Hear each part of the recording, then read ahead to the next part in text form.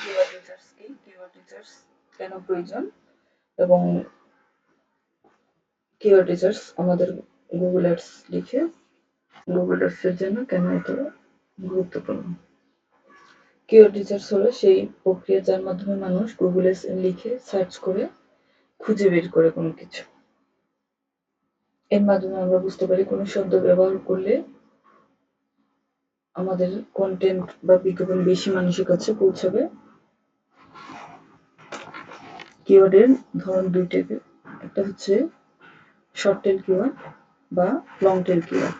Short tail keyword হচ্ছে যে এখানে একটি শব্দ বা দুটি শব্দ ব্যবহার করে যে কিওয়ার্ড ব্যবহার করা হয় তাকে শর্ট টেল কিওয়ার্ড বলে। আমি এখানে প্লাম্বার লিখেছি। প্লাম্বার লিখে কিন্তু কোনো মানুষ যদি লিখে সার্চ করে তার উদ্দেশ্যটা কি সেটা সঠিকভাবে বোঝা যায় না, এবং সে কি কিনতে চাচ্ছে না জানতে চাচ্ছে সেটা বিস্তারিত বোঝা যায় না।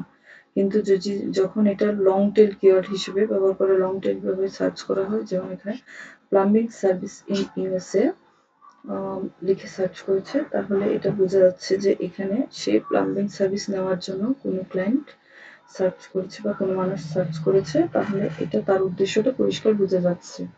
তাই লং টেল কিওয়ার্ড আমরা খুব ভালোভাবে বুঝতে পারি যে মানুষ কিসের জন্য সার্চ করছে। কিওয়ার্ড তিন ধরনের হয়ে থাকে। কিওয়ার্ডের ম্যাচ টাইপ, যেমন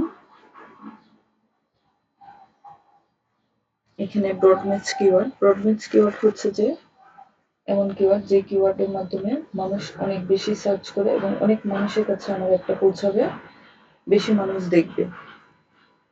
ফ্রেশ ম্যাচ কিওয়ার্ড হচ্ছে যে এক্সাক্ট আর একুরেট আমার কিওয়ার্ডটা থাকবে এবং আগে পিছে আরো কিওয়ার্ড লিখে মানুষ যখন সার্চ করবে তখন এটাকে ফ্রেশ ম্যাচ কিওয়ার্ড বলে। এটা নির্দিষ্ট মানুষকে অ্যাড দেখাবে এবং ব্রড ম্যাচের থেকে বেশি নির্দিষ্ট। তারপরে এক্সাক্ট ম্যাচ কিওয়ার্ড হচ্ছে যে কিওয়ার্ডটা আমি দিব, শুধু ওই কিওয়ার্ডটা দিয়ে মানুষ যখন সার্চ করবে সেটাকে এই কিওয়ার্ড বলে, এবং এটা আমি যে কিওয়ার্ডটা দেবো ওই কিওয়ার্ডটা লিখে যখন মানুষ সার্চ করবে তখনই আমার অ্যাডটা তার সামনে পৌঁছাবে। এবং নেগেটিভ কিওয়ার্ড অত্যন্ত খুব গুরুত্বপূর্ণ একটা জিনিস, যেটা আমাদের অপ্রাসঙ্গিক অ্যাড কোর্স থেকে বাঁচায়। যেমন যখন কোনো মানুষ প্লাম্বার লিখে সার্চ করবে তখন এরকম যখন আদার্স কোনো কিওয়ার্ড দিয়ে সার্চ করবে তখন আমার নেগেটিভ কিওয়ার্ড এগুলো আমরা দিলে তখন এগুলো আমার একটা তাদের সামনে শো করাবে না। যেটা আমার প্রয়োজন, যেই কিওয়ার্ডটা লিখে মানুষ সার্চ করলে আমার সেল হবে ক্লায়েন্টের প্রোডাক্ট, তখন ওই কিওয়ার্ডটা হচ্ছে যে পজিটিভ কিওয়ার্ড, এবং যেটা লিখে সার্চ করলে মানুষ আমার ওয়েবসাইটে যাবে কিন্তু পারচেস করবে না, সেটা হচ্ছে যে নেগেটিভ কিওয়ার্ডে আমরা বসাবো। তাহলে আমাদের অ্যাড কস্ট অনেক কম হবে এবং ক্লায়েন্ট অনেক বেনিফিটেড হবে। এটা নিয়ে আরো বিস্তারিত পরবর্তীতে আলোচনা করা হবে। Thank you.